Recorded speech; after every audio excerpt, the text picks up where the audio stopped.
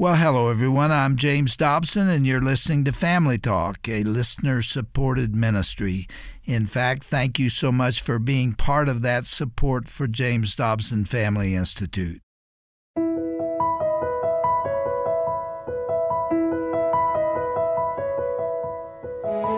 Welcome to Family Talk. I'm Roger Marsh. Few would argue that there's a war on men in our culture. And over the next couple of days here on Family Talk, we're going to hear from our co-host Gary Bauer and his special guest, Dr. Owen Strachan, discussing Dr. Strachan's newest book entitled The War on Men, Why Society Hates Them and Why We Need Them. As you know, in our culture today, men and masculinity are under attack like at no time in our nation's history. And manliness in general is oftentimes associated with being dangerous or destructive. But God does have a divine place for men in today's world. Our guest today is Dr. Owen Strachan, who is the provost and research professor of theology at Grace Bible Theological Seminary. He's also a senior fellow with the Family Research Council as well. Dr. Strachan also served for 6 years at Midwestern Baptist Theological Seminary. He earned his Ph.D. from Trinity Evangelical Divinity School and has authored several books, including Reenchanting Humanity, Christianity and Wokeness, and Risky Gospel. Dr. Strachan is married to his lovely wife, Bethany, and together they are raising 3 children. So let's join our guest, Dr. Owen Strachan, and co-host Gary Bauer for today's special edition of Family Talk.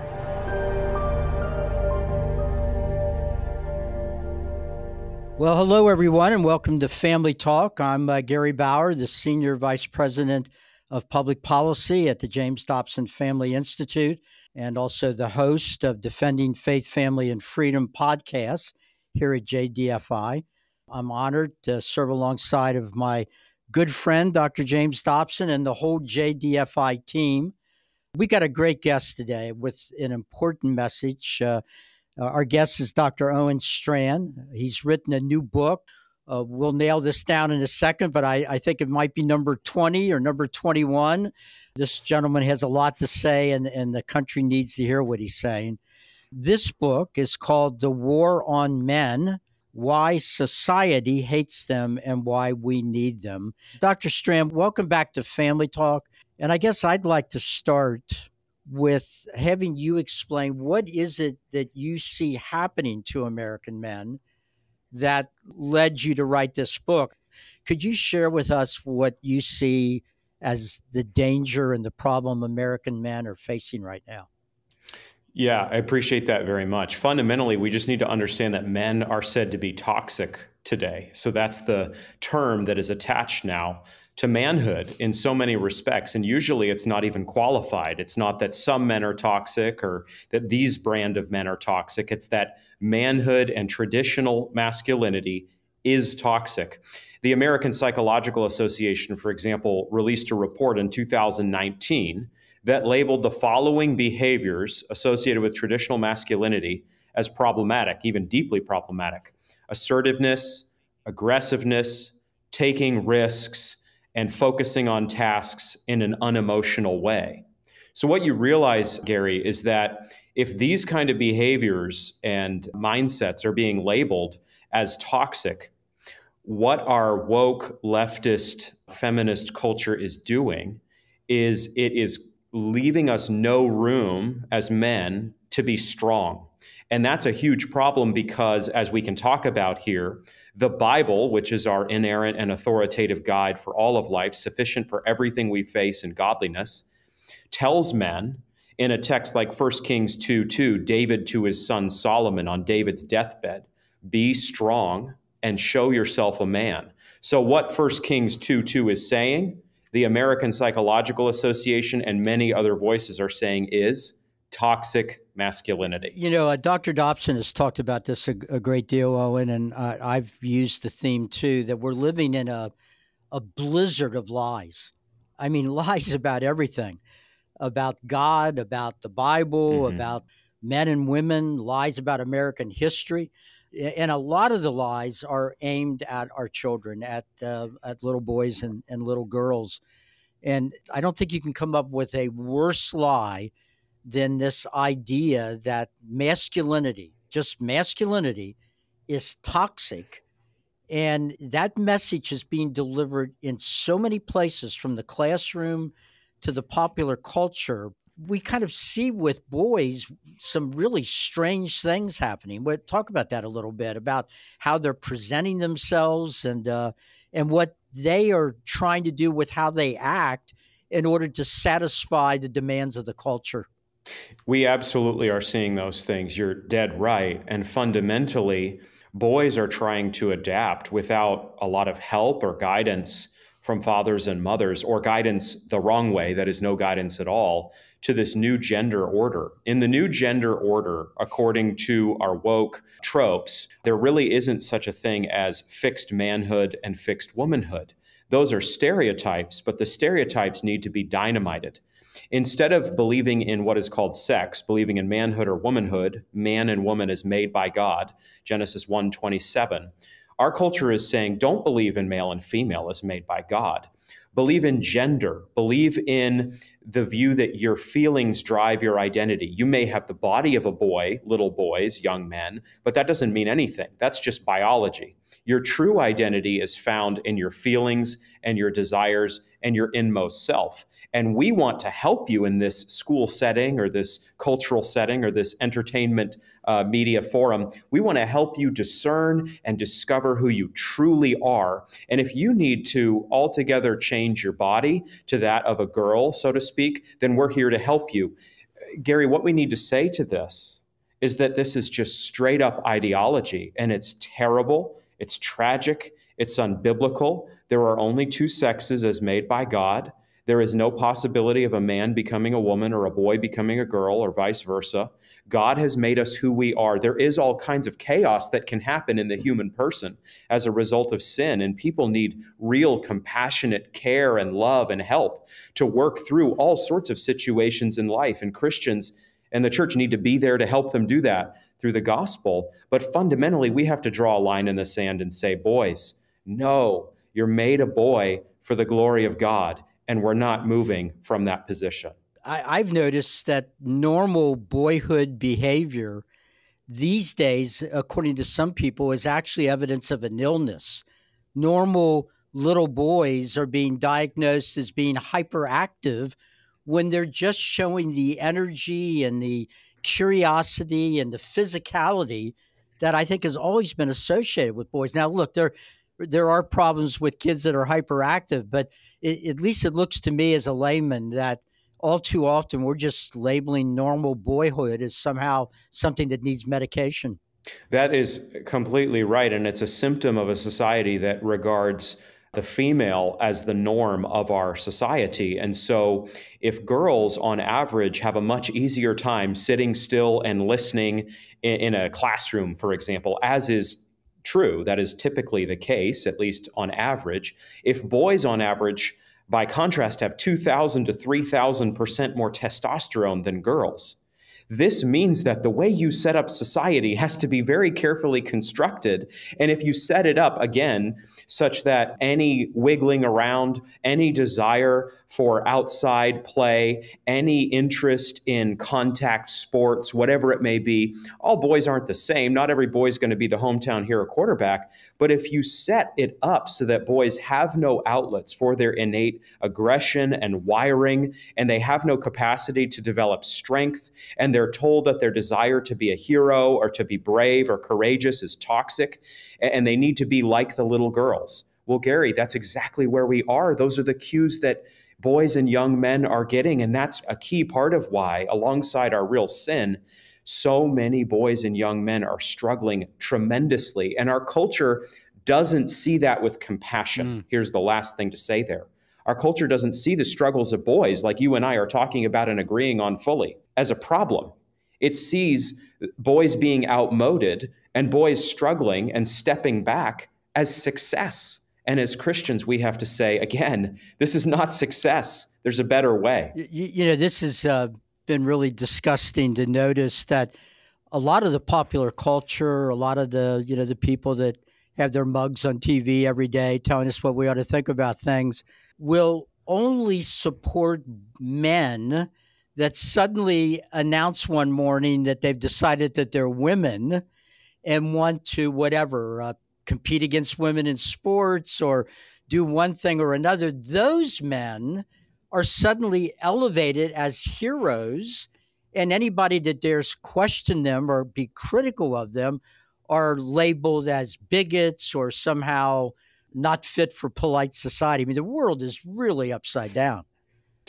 It is, and those men are called in my book soft men. I think that there are four major types of deficient manhood that men are embracing today: soft men, lost men, men who just drop out and disappear, angry men, school shooters, public shooters who hate the society and thus literally kill people or try to, and exaggerated men like a Samson in the book of Judges who puff their chests out and try to embrace this cultural vision of fame and money and strength and dominating women. And so there's all sorts of ways that men today are not doing well. One of the key ways is that form of manhood, deficient manhood you just mentioned, I think, soft manhood. In other words, be passive, don't lead, don't mansplain. If you're in a social setting, don't be the leader. Boys, don't put your life on the line for girls. Chivalry is very much dead. In all these ways and many others we could mention, men are urged and trained to be like women. And what we need to say is men absolutely need to grow in their emotional life and their communicational ability and listening well and being tender and gentle. I can say that as a father, the Lord has worked in me and has more work to do in me in all those fronts and more. But fundamentally, nowhere in the Bible does God call men to be women. Instead, you have a text like 1 Corinthians 16:13 in the New Testament where Paul tells an entire church, in a very pagan culture, I might add, Corinth, act like men, which basically means you're not a boy and you're not a woman. You're supposed to be a mature man in how you live. What a great point. You've actually touched on something that many of us have discussed in recent years, and that is the feminization of the American church. You know, I see a lot of women in church every Sunday. There's not as many men as I think there ought to be listening to the Sunday message. And I wonder to what extent that happens, because the modern church all too often sort of presents us with a feminized Christ, a one-dimensional Christ that doesn't point to the times he obviously, as a man, a God becoming man, displayed courage and in the case of the temple, anger when he drove the money changers out.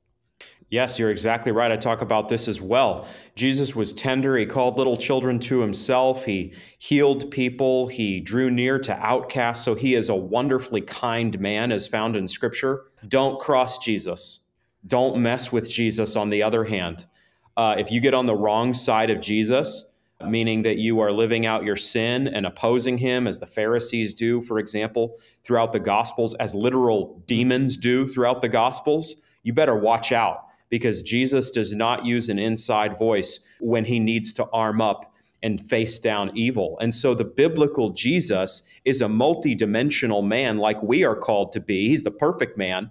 And he shows us very clearly that there is an absolute need for masculine strength. In the face of evil, you have to stand up. In a fallen world, you have to clear your throat and speak and preach the gospel. You have to draw lines in the sand. In love for others, you have to seek their rescue through Christ himself. I'm thankful for your voice over the years because you've been that kind of strong man in the public square. Neither of us is a perfect man like Jesus is, but I'm thankful for strong men who have spoken up in days past, and I pray God will raise up many more in days ahead. Yeah, you know, the need for strong, virtuous men in a world where evil men are more and more apparent to us all over the world. I mean, we have a quickening of evil. We have a number of nations that are clearly preparing their men for war. And we see in our own urban areas a type of daily war. I don't think it's an accident that in those urban areas, we're conducting an incredible experiment that's never been done before, which is raising incredible percentages of our children without a father in the home. In fact, in a lot of these cities, Owen, as you know, there are whole blocks where a young boy or a young girl will not see a man getting up every morning and going to a job and coming home and providing for them and their mother. And that experiment doesn't seem to be turning out very well. You have some thoughts on that? I couldn't agree more. It's going absolutely terribly. If you want to destroy a society, if you want to destroy people's lives, if you wanted to destroy the church, the best way to do it, the single most efficient way to wreak havoc, is to take men out of the picture. And then with the men who remain, penalize and marginalize them for being strong, for being courageous, for being principled, for speaking up, for trying to be leaders.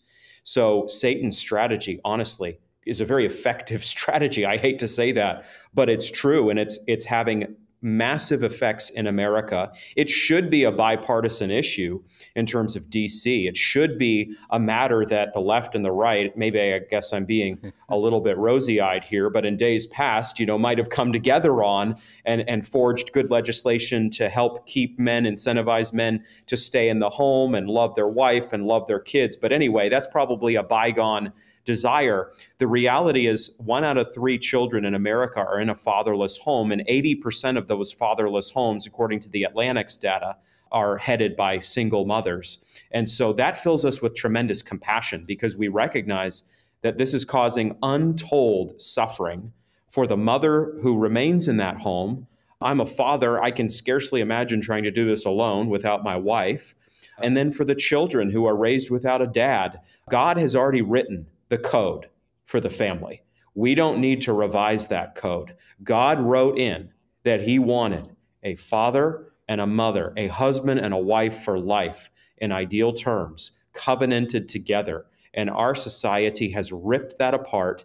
And the ones who typically leave when that marriage crumbles in a no-fault divorce age, for example, are men. And then the ones who suffer, as you said at the beginning of the program, are the women and children. I remember when the feminism movement really was hitting the popular culture, and one of the leaders of the movement said sarcastically, "Women need men like a fish needs a bicycle," meaning they don't need them at all. Well, clearly we're seeing that women need men just like men need women. I was struck, Owen, about it was an important debate, but the fact that we had a national debate for a number of years and literally votes in a number of states on whether it was a good or bad idea for men to marry men and women to marry women. But on the issue of the need for more men and women to marry, because children need mothers and fathers, we not only don't have any states voting on that, there's no debate about it. And if you actually bring it up as an important public policy concern that ought to be debated in the Congress and elsewhere, you're pictured as some sort of Neanderthal. You absolutely are. And again, that's part of why I'm so grateful to God for raising up strong men, Dr. Dobson, you, many others who have paid in blood in the public square for 40, 50, 60 years on these issues in some cases. And nowadays, the rising generation, the younger generation that I'm trying to reach out to on my podcast, Grace and Truth, and write books toward and be on social media and engage, they don't even think about this stuff. They don't even think that there's a really big need in terms of the broader generation out there to articulate much of anything about marriage, manhood, womanhood, and the definition God has given of the family. But this is actually the greatest social need of our age, to restore the home. If you restore the home, you really restore everything else, or at least you lay the groundwork for that. But if you lose the home, you lose everything else. And that's what we're seeing. We're in the process, really, in America, of losing everything today. So that's a strong thing to say. My prayer with The War on Men, this book, my prayer with just the church in general, is that we will find our voice once more, and speaking the truth in love, Ephesians 4:15, we will contend for these realities, and we will help people see, no, a father and a mother are not optional. A child without a father or mother in the home is already in a terrible situation, contrary to what we've been told. Oh, and you've seen all the figures. People they're delaying marriage. When they do get married, they're delaying having children. I see a lot of stuff and even hear it from some young people about it's hard to find somebody they want to date. Well, if you don't date, you're not likely to get married and have children. I think you address this in the book. And in spite of all the messages of modern day feminism, isn't there a lot of indications that women, even young women, instinctively are more attracted to a man that they see as being strong, and maybe even it's subconscious, as somebody that would protect them if they were in danger or in trouble? Yes, there was this remarkable TikTok video made a few months ago by a young, self-professed leftist woman. And she said that she wanted a man who had traditional commitments to her, who would protect her and help her in the ways she wanted, but she didn't want his traditional ideology, his traditional worldview. And my heart went out to her because I know that she is emblematic of so many young women today who do instinctually, I keep using that word on purpose, want a strong man. I don't mean that they necessarily, when they're not a Christian, know the fullness of biblical manhood and desire every particular of it. I'm not saying that. But again, just in a kind of core level, they want a protector.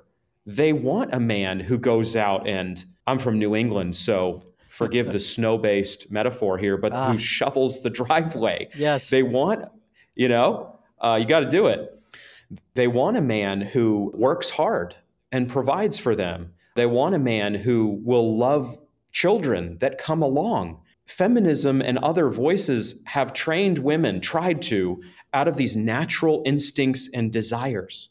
But these ill ideologies, Gary, have not fully succeeded because you have to really go against the wiring of a woman to train her to not want these things. So there's a generation of young women, in some, who I think are waking up and they are finding that they have been sold a mess of porridge and they want a strong man in their life in some form, and they are right to. And so what we need to do is do our level best by God's grace to raise up those strong men and help the sexes understand that men aren't fundamentally in competition with women and women aren't fundamentally in competition with men.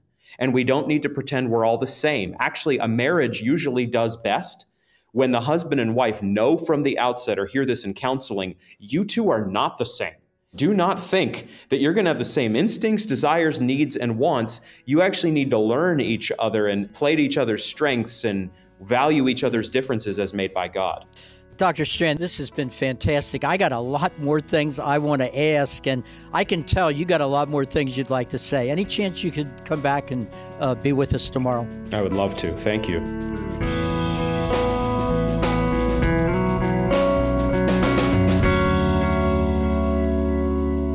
Roger Marsh here, reminding you that you're listening to Dr. James Dobson's Family Talk, and you've just heard part one of a special two-part conversation featuring co-host Gary Bauer and his special guest, Dr. Owen Strachan. Be sure to tune in again tomorrow for the conclusion of this powerful conversation as Dr. Strachan and Gary Bauer will discuss God's design for men and how that fits into current culture. By the way, Dr. Strachan is the author of the brand new book called The War on Men, Why Society Hates Them and Why We Need Them. For information on how you can receive a copy and support the ministry of the Dr. James Dobson Family Institute at the same time, simply go to drjamesdobson.org/family talk. That's drjamesdobson.org/family talk. You know, guys, in the world today, you often receive more pressure than praise, and so much is being asked of you these days, from managing finances to maintaining your home, and most importantly, to making every possible effort to raise a godly family. It definitely is not easy, and you are definitely not meant to do this alone. That's why here at the Dr. James Dobson Family Institute, we are here for you with an abundance of resources, prayer, and encouragement, like the book from Dr. Strachan I mentioned just a moment ago.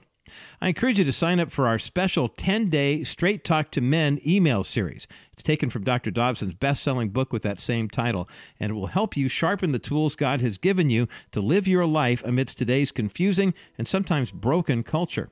Now, the 10-day email series is free. All you have to do to get yours is go to drjamesdobson.org/straight talk. That's drjamesdobson.org/straight talk. And for information on how to order a copy of Dr. Dobson's book, Straight Talk to Men, go to drjamesdobson.org. You'll find that in our store. I'm Roger Marsh, thanking you for joining us today and encouraging you to tune in again tomorrow as Gary Bauer will continue his fascinating conversation with Dr. Owen Strachan about the war on men. That's coming up right here on the next edition of Dr. James Dobson's Family Talk. Till then, have a blessed day.